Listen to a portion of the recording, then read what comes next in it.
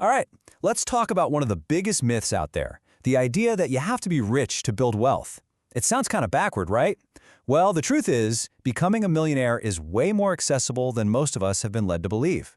So let's break down how it really happens. So, let me ask you this straight up. Do you think you need to be pulling in over 100 grand a year to ever see $1 million net worth? You know, a lot of people would say yes, absolutely. But what if I told you the data on actual millionaires tells a completely different story? Check this out. A huge national study of millionaires by Ramsey Solutions found something pretty wild. A full 69% of them never had a six-figure salary in a single working year. Only about 31% ever did. That just totally flips the script on what we think it takes to build wealth. And if that wasn't enough, here's another one for you. 79% of those same millionaires got zero inheritance, not a dime. So, if they weren't making huge salaries and they didn't have money handed to them, how on earth did they do it? Well, it turns out it's not some big secret. Their success really just comes down to mastering two very simple financial levers that anyone, and I mean anyone, can get a handle on. And here they are. These are the two levers you have control over right now. First, there's your income, the money you bring in. The cool thing about this one is that its potential is pretty much unlimited. Then you have your expenses, the money that goes out. You can cut this down, but it can't go below zero, obviously. The real secret to building wealth isn't just about cranking up your income. It's all about managing the gap between these two. And that gap has a name: positive cash flow. This is it. This is the engine of wealth. It's the money you have left over after all the bills are paid. It seriously doesn't matter if you make $40,000 a year or $400,000. If you spend everything you make, you've got zero fuel for your wealth engine. Creating that surplus, that positive cash flow, is step number one. It's the most critical part of the whole thing. And here's why that matters so much. When you pair that cash flow with time, the results are, well, they're incredible. Look at this. An 18-year-old with just $250 a month in positive cash flow can become a millionaire. A 25-year-old starting with $500 a month? Yep, they can get there too. But notice the 50-year-old. They have to put away a massive $3,000 a month and they still fall short. It just goes to show you, time is your single greatest asset. So that brings us to the very first question you have to ask yourself. Do you, right now, today, spend less than you make? Is there money left over at the end of the month? That's the foundation. If the answer is no, or not really, that's the first thing you've got to fix.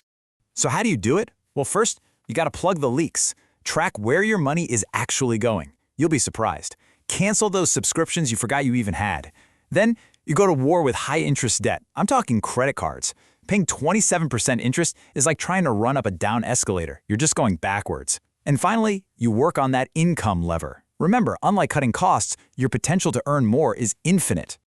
Okay, so let's say you've got that positive cash flow. Awesome, that's a huge win. But you can't just let it sit there in your bank account. You need a plan. You have to tell every single dollar what its job is before you have a chance to spend it. A really simple but super powerful way to do this is the 50-30-20 rule. 50% of your after-tax income goes to your absolute needs: housing, food, utilities. 30% is for your wants, all the fun stuff, like hobbies and going out. But that last 20%, that's the golden ticket. That slice is non-negotiable, and its job is what separates people who build wealth from those who just get by. And I want to be crystal clear here. The 20% is for investing, not just saving. There's a huge difference. Saving is putting money away for a short-term goal, like a vacation or a new phone. Investing is putting your money to work, buying things, assets that actually grow and make more money for you. It's making your money work for you instead of you always working for it. This distinction is everything. So you're investing that 20%. Your system is up and running. Now, how do we put this whole thing into overdrive?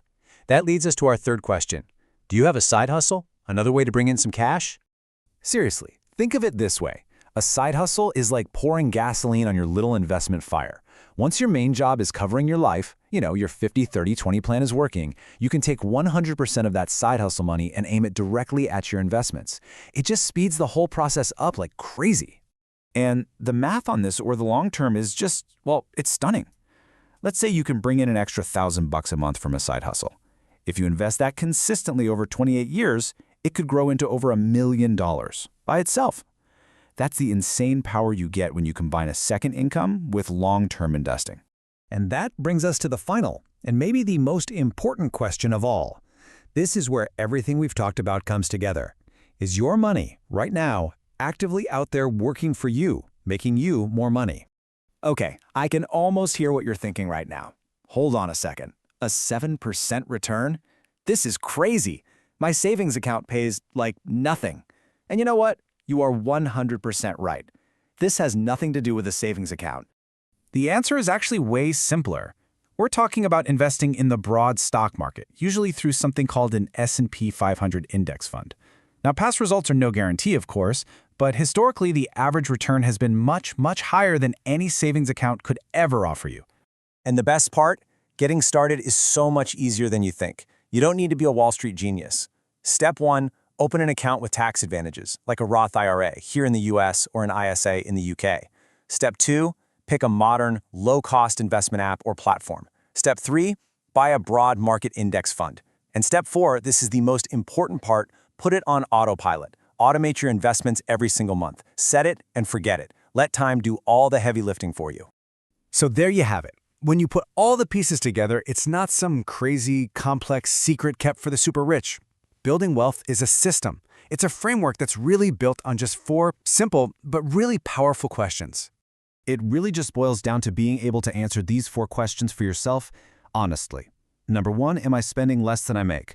Number 2, do I have a strategic plan for that extra money? Number 3, am I finding ways to create new income streams? And number 4, is my money invested and actually working for me?